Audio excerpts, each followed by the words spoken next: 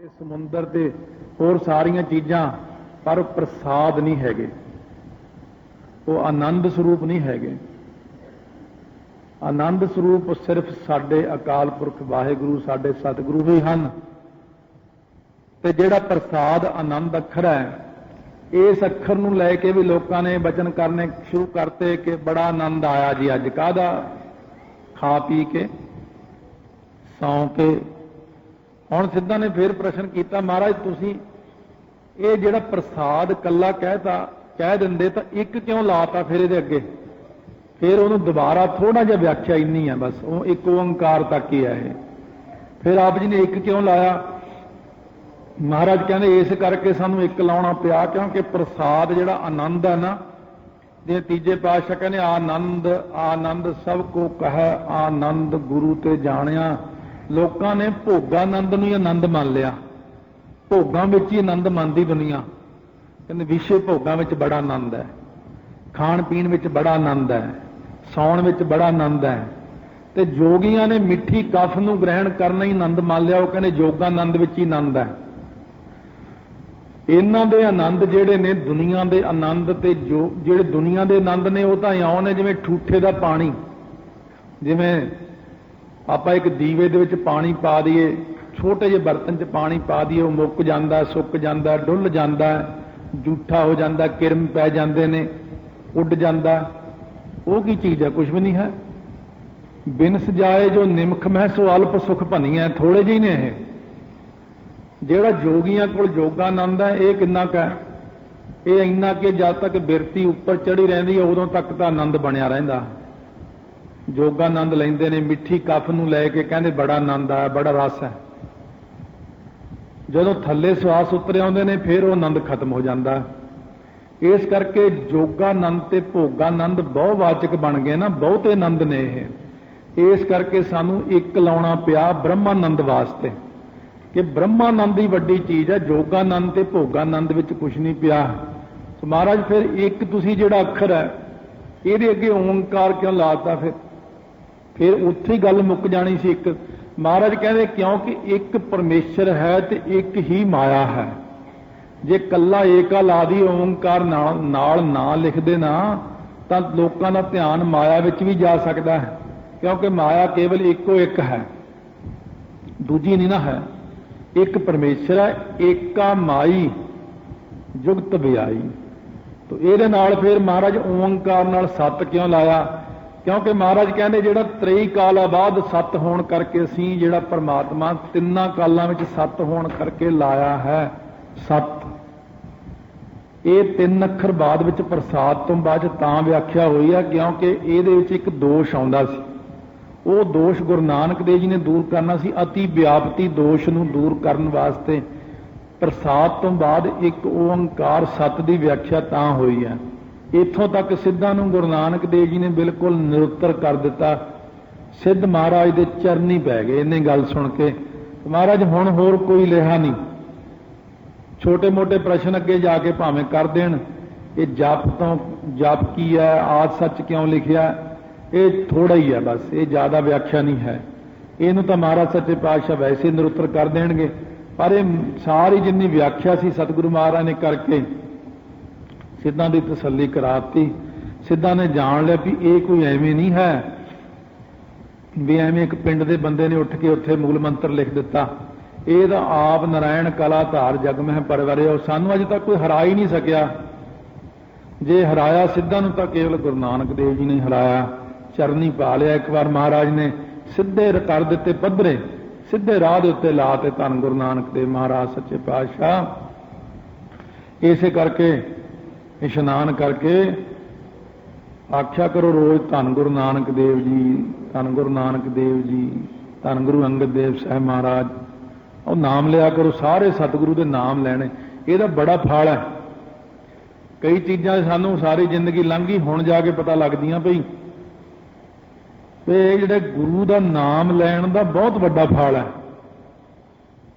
आह चीज़ तो मैनूं थोड़े दिन पहले ही पता लगी किसी महात्मा तो।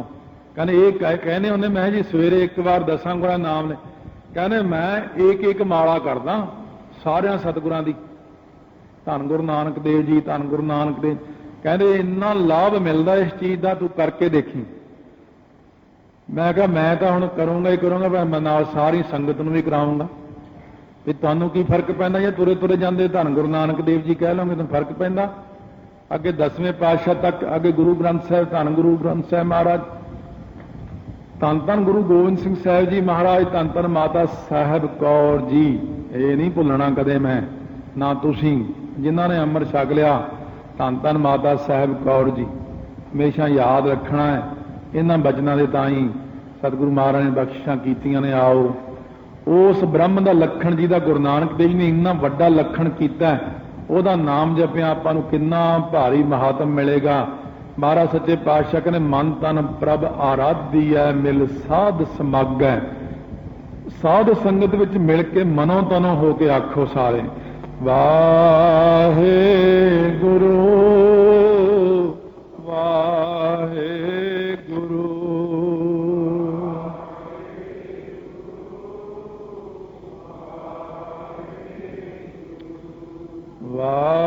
ਵਾਹਿਗੁਰੂ ਵਾਹਿਗੁਰੂ।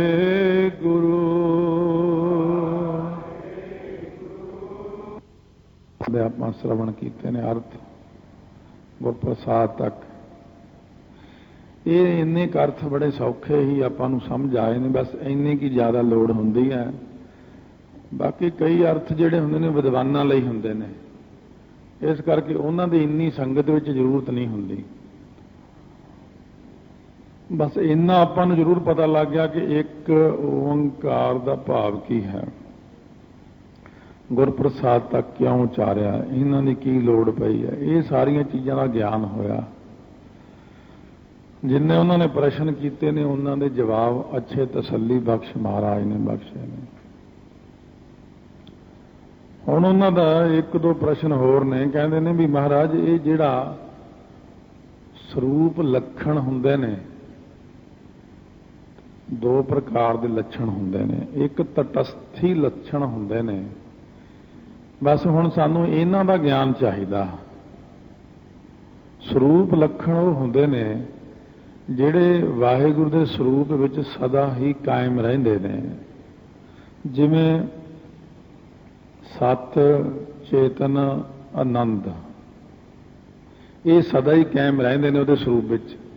ਜਿਵੇਂ ਪਹਿਲਾਂ ਵੀ ਆਪਾਂ ਵਿਚਾਰਿਆ ਸੀ ਕਿ ਇੱਕ, ਫਿਰ ਸਤ ਜਿਹੜਾ ਹੈ ਅਕਾਲ ਮੂਰਤ ਤੇ ਅਜੂਨੀ ਸੈਭੰ, ਇਹ ਲੱਛਣ ਉਹਦੇ ਵਿੱਚ ਸਦਾ ਹੀ ਰਹਿੰਦੇ ਨੇ। ਇਹਨਾਂ ਨੂੰ ਸਰੂਪ ਲੱਛਣ ਕਹਿੰਦੇ ਨੇ। ਇਹ ਹਮੇਸ਼ਾ ਹਨ। ਕਈ ਲੱਛਣ ਫਿਰ ਮੌਕੇ ਦੇ ਉੱਤੇ ਆ ਕੇ ਬਣ ਜਾਂਦੇ ਨੇ, ਮਿਟ ਜਾਂਦੇ ਨੇ। ਸਰੂਪ ਲੱਛਣ ਸਦਾ ਵਾਹਿਗੁਰੂ ਵਿੱਚ ਰਹਿੰਦੇ ਨੇ। ਤਟਸਥੀ ਲੱਛਣ ਜਿਹੜੇ ਨੇ ਉਹਨਾਂ ਬਾਰੇ ਪ੍ਰਮਾਣ ਲੈ ਲੈਂਦੇ ਆਪਾਂ।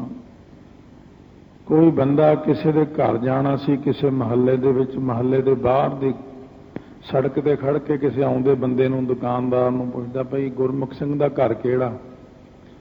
ਉਹ ਕਹਿਣ ਲੱਗਿਆ ਉਹ ਸਾਹਮਣੇ ਜਿਹੜਾ ਪੀਲੇ ਰੰਗ ਦਾ ਕਲੀ ਕੀਤੀ ਹੋਈ ਆ ਉਹ ਘਰ ਉਹਨਾਂ ਦਾ। ਉਹ ਬੰਦਾ ਅੱਗੇ ਗਿਆ, ਉਹ ਗਲੀ 'ਚ ਜਦੋਂ ਮੁੜਿਆ ਉੱਥੇ ਸਾਰੇ ਘਰਾਂ ਨੂੰ ਪੀਲਾ ਰੰਗ ਹੋਇਆ ਵਾ। ਇਹ ਚੱਕਰ 'ਚ ਪੈ ਗਿਆ ਵਿਚਾਰਾ। ਫਿਰ ਮੁੜ ਕੇ ਆਇਆ, ਕਹਿੰਦਾ ਉਹ ਤਾਂ ਸਾਰੇ ਹੀ ਉੱਥੇ ਇਹੀ ਜਿਹੀ ਗਲੀ ਕੀਤੀ ਹਰੇਕ ਦੇ ਘਰ ਨੂੰ। ਹੁਣ ਉਹ ਦੁਕਾਨਦਾਰ ਬਾਹਰ ਨਿਕਲ ਕੇ ਖੜਾ ਹੋ ਕੇ ਕਹਿੰਦਾ ਜੀ ਉਹ ਜਿਸ ਘਰ ਦੇ ਉੱਤੇ ਕਾਂ ਬੈਠਾ ਨਾ ਉਹ ਘਰ ਹੈ। ਉਹ ਬੰਦਾ ਤੁਰਿਆ ਗਿਆ, ਕਾਂ ਉੱਡ ਗਿਆ, ਪਰ ਕਾਂ ਇਹ ਜਣਾ ਗਿਆ ਵੀ ਇਹ ਘਰ ਗੁਰਮੁਖ ਸਿੰਘ ਦਾ। ਇਹਨੂੰ ਤਟਸਥੀ ਲੱਛਣ ਕਹਿੰਦੇ, ਜਿਹੜੇ ਮੌਕੇ ਤੇ ਪ੍ਰਗਟ ਹੋ ਕੇ ਮੌਕੇ ਤੇ ਛੁਪ ਜਾਂਦੇ ਨੇ। ਇਸੇ ਪ੍ਰਕਾਰ ਵਾਹਿਗੁਰੂ ਵਿੱਚ ਕਈ ਲੱਛਣ ਪਹਿਲਾਂ ਤਾਂ ਪੱਕੇ ਹੀ ਨੇ। ਸਤ ਚੇਤਨ ਆਨੰਦ ਅਸਤ ਭਾਂਤੀ ਪ੍ਰਿਆ, ਇਹ ਲੱਛਣ ਨੇ ਜਿਹੜੇ ਆਪਾਂ ਦੇਖ ਲਏ ਨੇ। ਇੱਕ ਸਤ ਅਜੂਨੀ ਸੈਭੰ ਅਕਾਲ ਮੂਰਤ। ਪਰ ਇੱਕ ਲੱਛਣ ਉਹ ਨੇ ਜਿਹੜੇ ਮੌਕੇ ਤੇ ਹੁੰਦੇ ਨੇ, ਫਿਰ ਨਾਲ ਨਾਲ ਹੀ ਸਮਾਪਤ ਹੋ ਜਾਂਦੇ ਨੇ। ਜਿਵੇਂ ਓੰਕਾਰ, ਸ੍ਰਿਸ਼ਟੀ ਨੂੰ ਰਚਣ ਵੇਲੇ ਹੀ ਸਿਰਫ ਇਹ ਅੱਖਰ ਵਰਤਿਆ ਗਿਆ। ਕਰਤਾ ਪੁਰਖ, ਇਹ ਸਿਰਫ ਸ੍ਰਿਸ਼ਟੀ ਨੂੰ ਜਦੋਂ ਰਚਦਾ ਉਦੋਂ ਹੀ ਕਰਤਾ ਕਹਿੰਦੇ ਆ ਉਹਨੂੰ। ਪੁਰਖ ਪੂਰਨ ਉਦੋਂ ਹੀ ਕਹਿੰਦੇ ਆ। ਹੁਣ ਉਹਨੂੰ ਨਿਰਭਉ ਕਹਿੰਦੇ ਆ, ਨਿਰਵੈਰ ਕਹਿੰਦੇ ਆ। ਜਦ ਇੱਥੇ ਹੈ ਹੀ ਨਹੀਂ ਸੀ ਕੁਛ ਨਿਰਭਉ ਨਿਰਵੈਰ ਅੱਖਰ, ਉਦੋਂ ਕਿੱਥੇ ਵਰਤਣਾ ਜੋ ਇਕੱਲਾ ਹੀ ਆਪ ਹੋ।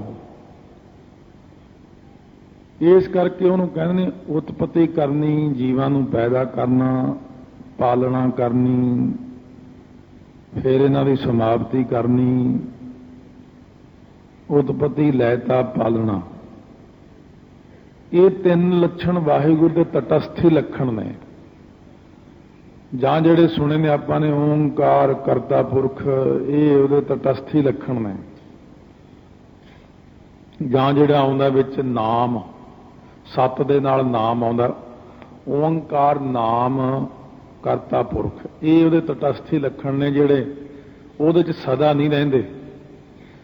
ਇਹ ਸਿਰਫ ਉਦੋਂ ਤੱਕ ਨੇ ਜਦ ਸ੍ਰਿਸ਼ਟੀ ਰਚਦਾ, ਜਦ ਸ੍ਰਿਸ਼ਟੀ ਦੀ ਸਮਾਪਤੀ ਹੋ ਗਈ, ਮਹਾਂਪਰਲੋਂ ਆਈ, ਬ੍ਰਹਿਮੰਡ ਇੱਕ ਦੂਜੇ ਦੇ ਵਿੱਚ ਵਿਆਪਕ ਫੋਲਡ, ਜਿਵੇਂ ਛਤਰੀ ਇਕੱਠੀ ਹੋ ਜਾਂਦੀ ਹੈ, ਬਹੁਤ ਸਾਰੀਆਂ ਚੀਜ਼ਾਂ ਜਿਵੇਂ ਇਕੱਠੀਆਂ ਹੋ ਜਾਂਦੀਆਂ ਨੇ ਇੱਕ ਦੂਜੇ ਦੇ ਵਿੱਚ। ਇਸੇ ਪ੍ਰਕਾਰ ਜਦੋਂ ਫਿਰ ਸ੍ਰਿਸ਼ਟੀ ਦਾ ਖਾਤਮਾ ਹੁੰਦਾ ਬਹੁਤ ਛੇਤੀ ਹੈ, ਇੱਕਦਮ ਸਾਰਾ ਇਹ ਜਿਹੜਾ ਹੈ ਪਾਣੀ ਇੱਕਦਮ ਧਰਤੀ ਨੂੰ ਖਾ ਜਾਂਦਾ, ਭਾਵ ਆਪਣੇ ਵਿੱਚ ਲੀਨ ਕਰ ਲੈਂਦਾ। ਪਾਣੀ ਨੂੰ ਅਗਨੀ ਖਾ ਜਾਂਦੀ ਛੇਤੀ, ਅਗਨੀ ਇੱਕਦਮ ਸਮਾਪਤ ਕਰਦੀ ਇਹਨੂੰ। ਸੋ ਅਗਨੀ ਨੂੰ ਹਵਾ ਖਾ ਜਾਂਦੀ, ਹਵਾ ਨੂੰ ਆਕਾਸ਼ ਖਾ ਜਾਂਦਾ। ਆਕਾਸ਼, ਪੰਜ ਤੱਤ, ਜਿੰਨੇ ਚਿਰ 'ਚ ਮੈਂ ਬੋਲਿਆ ਇਹ ਤਾਂ ਬਹੁਤ ਜ਼ਿਆਦਾ ਟਾਈਮ ਲੱਗ ਗਿਆ। ਇਹ ਤਾਂ ਸਕਿੰਟਾਂ ਤੋਂ ਵੀ ਥੋੜੇ ਟਾਈਮ ਵਿੱਚ, ਇੱਕ ਛਿਨ ਵਿੱਚ ਹੀ ਇੰਨੀ ਕਿਰਿਆ ਹੋ ਕੇ ਬ੍ਰਹਿਮੰਡਾਂ ਦੀ ਸਮਾਪਤੀ ਹੋ ਜਾਂਦੀ, ਝਟਪਟ ਹੀ। ਜਿੰਨਾ ਮਰਜ਼ੀ ਕੁਝ ਹੋਵੇ ਸਭ ਸਮਾਪਤ ਹੋ ਜਾਂਦਾ।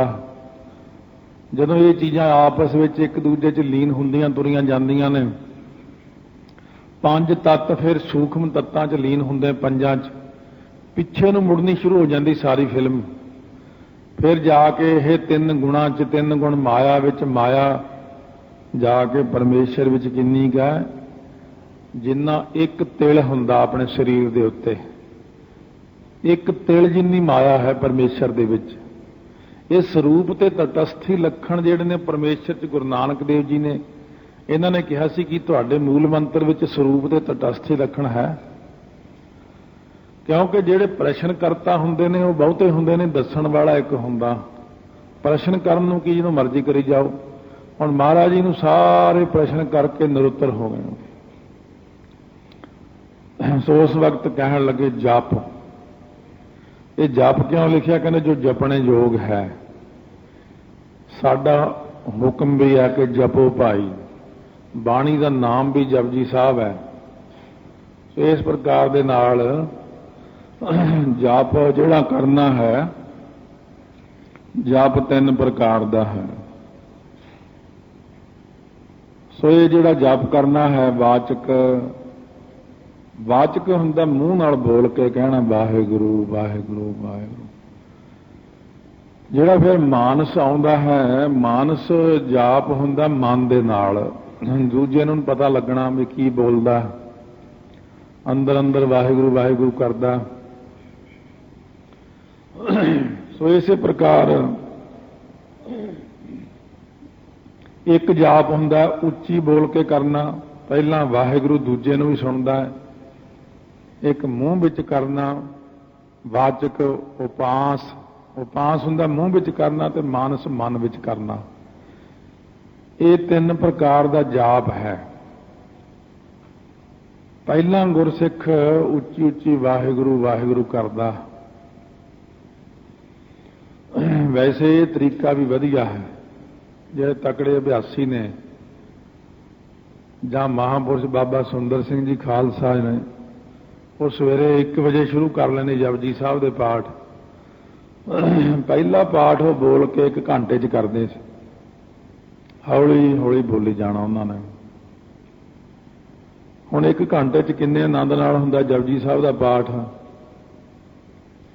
ਫਿਰ ਉਹਨਾਂ ਨੇ ਅੱਧੇ ਘੰਟੇ ਵਿੱਚ ਦੂਜਾ ਪਾਠ ਕਰਨਾ, ਫਿਰ ਤੀਜਾ 15 ਮਿੰਟ 'ਚ ਕਰਨਾ, चौथा 10 मिनट च करना, फिर 5 मिनट च करना है। क्यों पहला नींह पत्थर अच्छा रख लिया जाता ताकि टिकाव बन जे मन का। इस प्रकार सिमरन करने वाले भी पहला 1 घंटा उच्ची उच्ची करते हैं, ਜਾਂ ਅੱਧਾ घंटा वाहेगुरु वाहेगुरु वाहेगुरु, फिर हौली हौली हो जाते वाहेगुरु वाहेगुरु वाहेगुरु करके फिर चुप हो जाते हैं। वो जी पहली धुनी उन्होंने उच्ची उच्ची बोली, उस धुनी का ही ध्यान रखते हैं, बस वो अंदर अंदर वाहिगुरू का सिमरन करते हैं। 3 हिस्सों में अद्धा अद्धा घंटा, 1.5 घंटा ਜਾਂ घंटा घंटा 3 हिस्सों च ही लग जाता। जिन्ना अभ्यास आप करना, जेडे छोटे अभ्यासी ने पहली क्लास वाले वो 5-5 मिनट ला लो। 5 मिनट उच्ची उच्ची बोल के वाहिगुरू करो, 5 मिनट मूँह विच करो, 5 मिनट मन विच करो, 15 मिनट तो लाओगे तुसीं।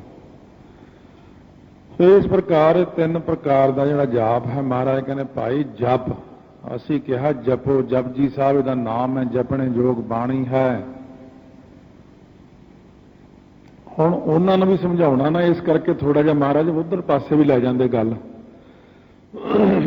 दूजे दे धर्म मुताबक समझाउणा। महाराज कहने जप नाम किहदा, सिद्ध चुप हो गए ना। जप जप जपने जोग। त्रिलोक का ज्ञान रखण वाले गुरु नानक देव जी कहने तुसीं जप का अर्थ नहीं जानते की है। कहने महाराज कहने जप का अर्थ है वेद, वेद का अर्थ है ज्ञान। जिन्होंने कदे सुने नहीं होंगे यह जे भाव, उन्होंने आपे हैरानी होंदी। ज्ञान है वेद का भाव। इस करके जिवें वेद ज्ञान दिंदे ने ना, ये गुरबाणी जीव नूं ब्रह्म ज्ञान दिंदी है। वेद तां दिंदे ने कल्ला ही ज्ञान, कर्म कांड, ते गुरबाणी दिंदी ब्रह्म ज्ञान जो जपने योग है। महाराज कहने जेड़ा जपदा उहदे सारे पाप जपत हो जाते हैं। इस करके असीं गुरसिखां नूं कहा जपो, जपने योग नूं जपो। जो जपने योग अकाल पुरख वाहिगुरू है। महाराज कहने भाई ये जप अखर है, जप बेखरी बाणी नाल मूँह नाल कह वाहिगुरू वाहिगुरू, फिर मध्यमा बाणी द्वारा। तीजे पातशाह दे साहिबजादे बाबा मोहन जी मध्यमा च जाप करया करते सी, ज्यादा कंठ विच।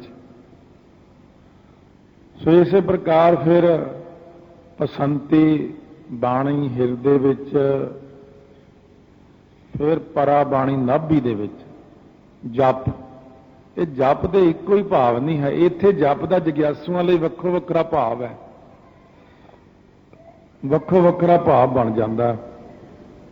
नवें जग्यासू लई तां आपां कहने जप बई मूँह नाल वाहिगुरू वाहिगुरू कह, ते जिहड़ा पुराना जग्यासू उहनूं कहने हिरदे च जप, कंठ विच जप, नाभी विच जप, रोमां रोमां दे विच जप। ये एक भाव नहीं है जप दा।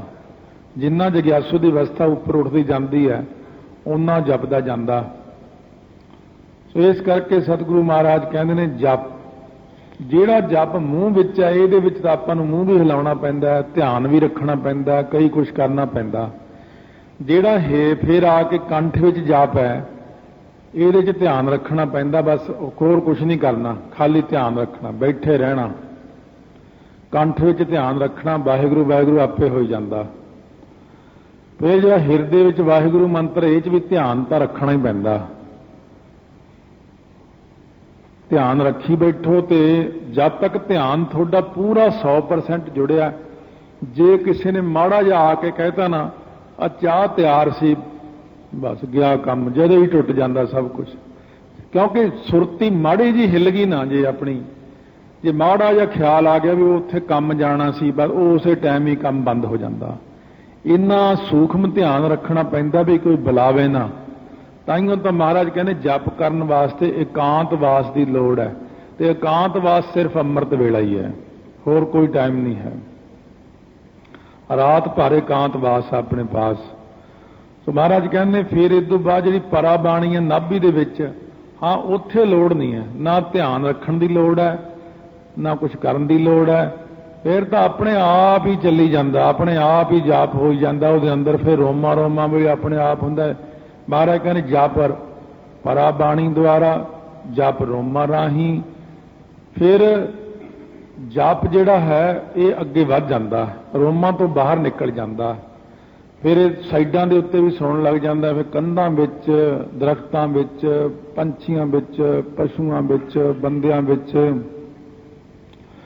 हौली हौली वाधा वाधा धरत पाताल आकाश है मेरी जिंदड़ीए, सब हर हर नाम ध्याव है राम।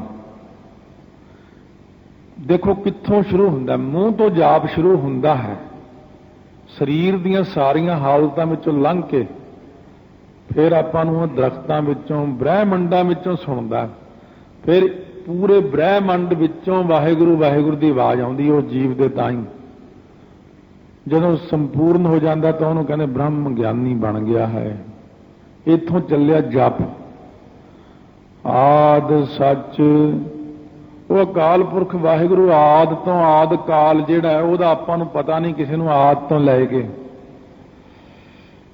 जुगाद दा तां आपां नूं थोड़ा जिहा पता भी जुगां दे आद मुੱਢ तो लैके शुरू तो जो जुग जुगन की मर्यादा बन्नी सतयुग है उदों का तो बंदे नूं थोड़ा बहुत पता कि सतयुग कदों शुरू होया, पर आद का नहीं पता कि तेरा कोई अंत नहीं, आद तो लैके तू सच रूप है। जुगाद सच, जुगां दे जुग आद, जुगां दे आद विच, जुगां दे मुੱਢ विच भी वाहिगुरू सच रूप सी, इसे तरह ही सी उदों भी है भी सच। वाहिगुरू हुण भी उस तरह ही सच है, जिवें नदी का प्रवाह चलदा, नदी का प्रवाह उपर उपर चली जाता, जिहड़ा पानी पिछों आया वो उत्थों लंघ गया, वो धरती तो नहीं उत्थों तुरी, धरती तो वह उत्थे ही रहिंदी है, पर नदी चलती रहिंदी है। एक नदी का प्रवाह वो है जिहड़ा आपां देखदे देखदे ओ तक चलिया गया पानी, फिर कल तक वो पता नहीं कित्थे चलिया गया, पर अज उत्थे होर पानी है। एक वो पानी है जिहड़ा हले 100 किलोमीटर पिछे है, एक वो पानी है जिहड़ा साडे सामने चल रहा है, एक वो पानी है जिहड़ा 100 किलोमीटर अगे जा चुकिया है।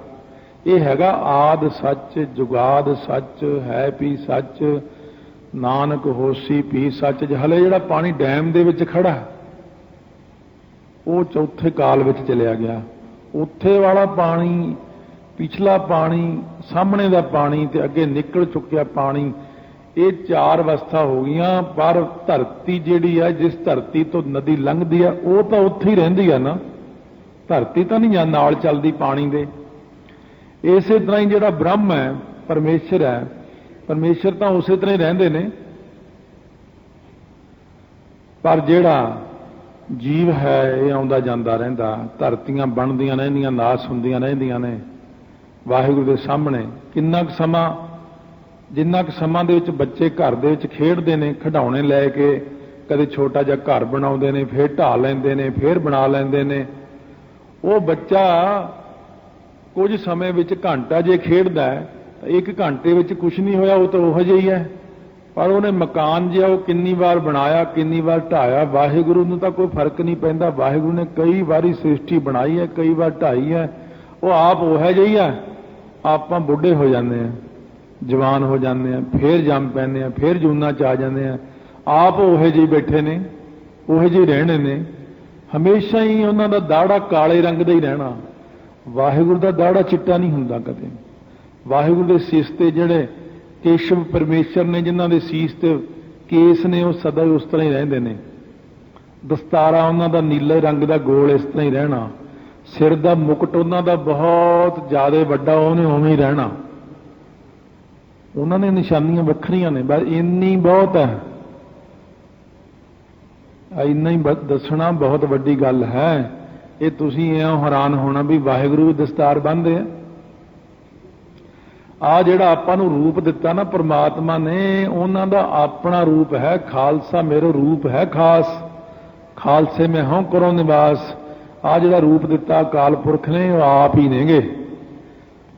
ताइयों तो जदों बाबा फतेह सिंह जी एक बार नीला बाणा सजा के 10वें पातशाह कोल आके मत्था टेकिया, फतेह बुलाई सी, ਬਾਬਾ ਜੀ ਨੇ ਉਹ ਦਸਤਾਰਾ ਆਪ ਸਜਾਇਆ ਸੀ। ਹੁਣ ਬੱਚਾ ਦਸਤਾਰ ਤਾਂ ਸਜਾਉਂਦਾ, ਉਹ ਉੱਤੇ ਲਾੜੇ ਕਹਿਣ ਸਿੱਧਾ ਹੀ ਖੜਾ ਰਹਿ ਗਿਆ ਤਾਹਾਂ ਨੂੰ ਆਏ। ਮਹਾਰਾਜ 10ਵੇਂ ਪਾਤਸ਼ਾਹ ਨੇ ਭਰੀ ਸੰਗਤ ਵਿੱਚ ਕਿਹਾ ਸੀ, ਖਾਲਸਾ ਜੀ ਜੇ ਕਿਸੇ ਨੇ ਅਕਾਲ ਪੁਰਖ ਦੇ ਦਰਸ਼ਨ ਕਰਨੇ ਸਾਖਿਆਤ ਤਾਂ ਕਰ ਲਓ। ਬਾਬਾ ਫਤਿਹ ਸਿੰਘ ਨੂੰ ਇੰਨਾ ਵੱਡਾ ਦਰਜਾ ਦੇ ਦਿੱਤਾ। ਉਹ ਜਿਹੜਾ ਫਰਲਾ ਨਿੰਗਾ ਸਿੰਘਾਂ ਵਿੱਚ ਚੱਲਿਆ ਹੈ, ਉਹ ਬਾਬਾ ਫਤਿਹ ਸਿੰਘ ਜੀ ਤੋਂ ਹੀ ਚੱਲਿਆ ਹੋਇਆ। ਜਿਹੜਾ ਉਹ ਫਰਲਾ ਤਾਹਾਂ ਨੂੰ ਰਹਿ ਗਿਆ ਸੁਭਾਵਕ, ਉਹ ਫਰਲੇ ਦੀ ਬੜੀ ਵੱਡੀ ਮਾਨਤਾ ਹੈ। ਫਰਲੇ ਵਾਲਾ ਸਿੰਘ ਬੈਠਾ ਹੋਊਗਾ ਸੰਗਤ ਵਿੱਚ, ਉਹਨੂੰ 2 ਛਾਂਦੇ ਦੇਣੇ ਪੈਂਦੇ ਦੇਖਦੇ, ਇੱਕ ਫਰਲੇ ਦਾ ਇੱਕ ਉਹਦਾ। ਫਰਲੇ ਵਾਲਾ ਸਿੰਘ ਲੰਮਾ ਨਹੀਂ ਪੈ ਸਕਦਾ, ਤਾਂ ਉਹਨੂੰ ਸਿਰ ਰੱਖਣਾ ਪੈਂਦਾ ਉਹਨੂੰ, ਕਿਉਂਕਿ ਫਰਲੇ ਦਾ ਬਹੁਤ ਵੱਡਾ ਸਤਿਕਾਰ ਹੈ। ਸੋ ਇਸ ਕਰਕੇ ਸਤਿਗੁਰੂ ਮਹਾਰਾਜ ਸੱਚੇ ਪਾਤਸ਼ਾਹ ਕਹਿੰਦੇ ਨੇ ਉਹ ਅਕਾਲ ਪੁਰਖ ਜਿਹੜਾ ਹੈ ਨਾ, ਹੁਣ ਵੀ ਸੱਚ ਰੂਪ ਹੈ, ਹੁਣ ਵੀ ਉਵੇਂ ਹੀ ਹੈ।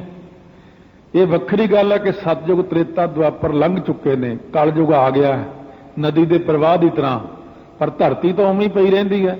ਬ੍ਰਹਮ ਤਾਂ ਉਸੇ ਪ੍ਰਕਾਰ ਹੁਣ ਵੀ ਹੈ। ਨਾਨਕ ਹੋਸੀ ਪੀ ਸੱਚ, ਜਦੋਂ ਬਿਲਕੁਲ ਮਲੀਆ ਮੇਟ ਹੋ ਕੇ ਸਾਰੇ ਤੱਤ ਇੱਕ ਦੂਜੇ 'ਚ ਰਲ ਕੇ ਇਸ ਦੁਨੀਆ 'ਚ ਕੁਛ ਨਾ ਰਿਹਾ, ਇੱਥੇ ਰਿਹਾ ਹੀ ਕੱਖ ਨਾ। ਧਰਤੀ ਨਾ ਰਹੀ, ਤਾਰੇ ਨਾ ਰਹੇ, ਚੰਦਰਮਾ ਸੂਰਜ ਮੁੱਕ ਜਾਣਗੇ, 5 ਤੱਤ ਮੁੱਕ ਜਾਣਗੇ, ਸਭ ਕੁਝ ਜਦੋਂ ਮੁੱਕ ਜਾਏਗਾ ਤਾਂ ਵੀ ਉਹ ਨਾਨਕ ਹੋਸੀ ਪੀ ਸੱਚ, ਤਾਂ ਵੀ ਉਹਨੇ ਸੱਚ ਹੀ ਰਹਿਣਾ ਹੈ। ਕਾਲ ਵੈਸੇ 3 ਹੁੰਦੇ ਨੇ, ਬਣਾਏ ਮਹਾਰਾਜ ਨੇ 4 ਨੇ, ਕਿਉਂਕਿ ਇੱਕ ਤਾਂ ਆਦਿ ਕਾਲ ਬਣਾ ਦਿੱਤਾ ਜਿਹਦਾ ਆਪਾਂ ਨੂੰ ਗਿਆਨ ਨਹੀਂ। ਇੱਕ ਉਹ ਕਾਲ ਹੈ ਜਿਹੜਾ ਯੁੱਗਾਂ ਦੇ ਸ਼ੁਰੂ ਤੋਂ ਲੈ ਕੇ ਹੈ ਵੀ ਸੱਚ, ਨਾਨਕ ਹੋਸੀ ਵੀ ਸੱਚ।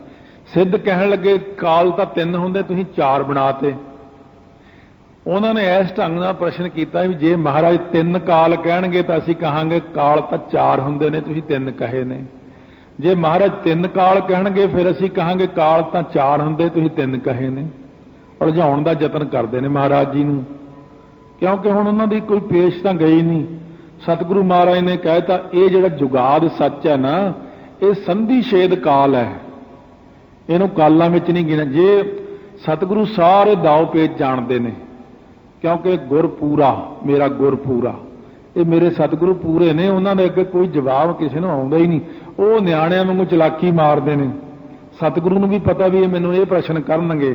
ਕਹਿੰਦੇ ਮਹਾਰਾਜ ਉਹਨਾਂ ਨੂੰ ਪਤਾ ਸੀ ਇਹ 3 ਕਾਲ ਕਹਿਣਗੇ ਤਾਂ 4 ਵਾਲੇ ਚੱਕਰ 'ਚ ਉਲਝਾਵਾਂਗੇ। ਮਹਾਰਾਜ ਨੇ ਪਹਿਲਾਂ ਹੀ 4 ਕਾਲ ਕਹਿਤੇ, ਉਹਨਾਂ ਨੂੰ ਪਤਾ ਮੈਨੂੰ ਪ੍ਰਸ਼ਨ ਕਰਨਾ ਇਹਨਾਂ ਨੇ। ਕਹਿੰਦੇ ਮਹਾਰਾਜ ਕਾਲ ਤਾਂ 3 ਹੁੰਦੇ ਨੇ। ਮਹਾਰਾਜ ਕਹਿੰਦੇ ਜਿਹੜਾ ਜੁਗਾਦ ਸੱਚ ਨੇ ਸੰਧੀ ਛੇਦ ਕਾਲ ਹੈ, ਇਹਨੂੰ ਕਾਲ ਵਿੱਚ ਗਿਣਿਆ ਨਹੀਂ ਜਾਂਦਾ, ਨਿਰੁੱਤਰ ਕਰ ਦਿੱਤੇ। ਜਦੋਂ ਮਹਾਰਾਜ ਨੇ ਬਿਲਕੁਲ ਮੂਲ ਮੰਤਰ ਵਿੱਚ ਹੀ ਨਿਰੁੱਤਰ ਕਰਤੇ ਤਾਂ ਇਉਂ ਜਿਵੇਂ ਡੰਡੇ ਵਾਂਗੂ ਲੰਮੇ ਪੈ ਜਾਂਦੇ ਨੇ, ਮੱਥਾ ਟੇਕਣ ਲੱਗੇ, ਨੱਕ ਰਗੜਨ ਲੱਗੇ ਮਹਾਰਾਜ ਦੇ ਅੱਗੇ। ਫਿਰ ਕਹਿੰਦੇ ਧੰਨ ਨਾਨਕ ਤੇਰੀ ਵੱਡੀ ਕਮਾਈ। ਸਿੱਧ ਸਾਰੇ ਝੋਗੇ। ਮਹਾਰਾਜ ਸੱਚੇ ਪਾਤਸ਼ਾਹ ਨੇ ਪੂਰੇ ਸੰਸਾਰ ਨੂੰ ਜਿੱਤਿਆ, ਗੁਰੂ ਨਾਨਕ ਦੇਵ ਜੀ ਨੇ ਸ਼ਬਦ ਦੇ ਆਸਰੇ। ਮਹਾਰਾਜ ਕਹਿੰਦੇ ਇੱਕ ਸੰਗਤ ਤੋਂ ਬਿਨਾਂ ਤੇ ਇੱਕ ਸ਼ਬਦ ਤੋਂ ਬਿਨਾਂ ਮੈਨੂੰ ਹੋਰ ਕੋਈ ਓਟ ਨਹੀਂ ਹੈ। ਗੁਰਬਾਣੀ ਸੰਗਤ ਬਿਨਾਂ ਓਟ ਨਹੀਂ ਹੈ ਰਾਈ। ਰਾਈ ਜਿੰਨੀ ਵੀ ਓਟ ਮੈਂ ਹੋਰ ਗ੍ਰਹਿਣ ਨਹੀਂ ਕੀਤੀ, ਗੁਰਬਾਣੀ ਦੀ ਅਤੇ ਸੰਗਤ ਦੀ ਓਟ ਹੈ ਮੈਨੂੰ। ਪਰ ਮਹਾਰਾਜ ਤੁਸੀਂ ਤਾਂ ਸਾਨੂੰ ਆਸਰਾ ਦੇਣ ਵਾਲੇ ਹੋ, ਕਹਿੰਦੇ ਤੁਹਾਨੂੰ ਵੀ ਤਾਂ ਨਿਮਰਤਾ ਸਿਖਾਉਣੀ ਆ ਨਾ, ਤੁਹਾਨੂੰ ਸਿਖਾਉਣ ਵਾਸਤੇ ਅਸੀਂ ਕਹਿੰਦੇ ਹਾਂ ਭਾਈ ਸਾਧ ਸੰਗਤ ਸ਼ਬਦ ਦਾ ਆਸਰਾ ਰੱਖਿਓ ਤੇ ਸੰਗਤ ਦਾ ਆਸਰਾ ਹਮੇਸ਼ਾ ਤੱਕਿਓ। ਸੰਗਤ ਕਿਲਾ ਰੂਪ ਹੁੰਦੀ ਹੈ ਬੰਦੇ ਵਾਸਤੇ, ਸ਼ਬਦ ਦਾ ਕਿਲਾ। ਚੌਗਿਰਦ ਹਮਾਰਾ ਰਾਮਕਾਰ ਦੁੱਖ ਲੱਗਾ ਨਾ ਭਾਈ, ਤੇ ਇੱਕ ਸੰਗਤ ਦਾ ਕਿਲਾ। ਇਹ 2 ਕਿਲੇ ਨਹੀਂ ਛੱਡਣੇ, ਸਦਾ ਇਹਨਾਂ ਕਿਲਿਆਂ ਦੇ ਵਿੱਚ ਰਹਿਣਾ। ਜਿਹੜਾ ਇਹਨਾਂ ਕਿਲਿਆਂ ਦੇ ਵਿੱਚ ਰਹੂਗਾ ਉਹਦੀ ਸਦਾ ਕਾਮ ਕ੍ਰੋਧ ਲੋਭ ਮੋਹ ਹੰਕਾਰ ਤੋਂ ਦੁਸ਼ਮਣਾਂ ਤੋਂ ਰੱਖਿਆ ਹੋਵੇਗੀ। ਇਉਂ ਸਤਿਗੁਰੂ ਮਹਾਰਾਜ ਸੱਚੇ ਪਾਤਸ਼ਾਹ ਜੀ ਨੇ ਇਹ ਸਿੱਧਾਂ ਦੇ ਕੁਝ ਹੋਰ ਪ੍ਰਸ਼ਨ ਬਾਕੀ ਸੀ, ਉਹਨਾਂ ਦੀ ਨਿਵਰਤੀ ਕਰ ਦਿੱਤੀ ਹੈ। ਕੱਲ ਤੋਂ ਹੁਣ ਪ੍ਰਾਰੰਭ ਕਰਾਂਗੇ। ਪਹਿਲੀ ਪੌੜੀ ਸੋਚੈ ਸੋਚ ਨਾ ਹੋਵਈ, ਜੇ ਸੋਚੀ ਲੱਖ ਵਾਰ। ਸਤਿਗੁਰੂ ਮਹਾਰਾਜ ਜੀ ਬਖਸ਼ਿਸ਼ਾਂ ਕਰਨਗੇ। ਪਿਆਰ ਸਤਿਕਾਰ ਨਾਲ ਸਮੇਂ ਸਿਰ ਪਹੁੰਚ ਕੇ ਲਾਭ ਉਠਾਉਣਾ ਸੰਗਤਾਂ ਨੇ। ਆਓ ਜਾਪ ਕਰੀਏ ਉਸ ਵਾਹਿਗੁਰੂ ਦਾ ਜਿਸ ਅਕਾਲ ਪੁਰਖ ਦੀ ਕਿਰਪਾ ਨਾਲ ਆਪਾਂ ਨੂੰ ਇੰਨੀਆਂ ਵੱਡੀਆਂ ਦਾਤਾਂ ਪ੍ਰਾਪਤ ਹੋਈਆਂ ਨੇ। ਪਿਆਰ ਨਾਲ ਜਪੋ ਵਾਹਿਗੁਰੂ ਵਾਹਿਗੁਰੂ।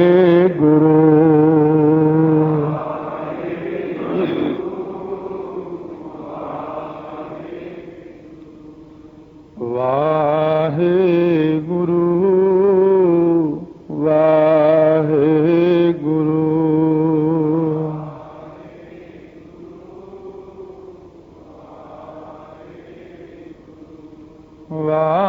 ਵਾਹਿਗੁਰੂ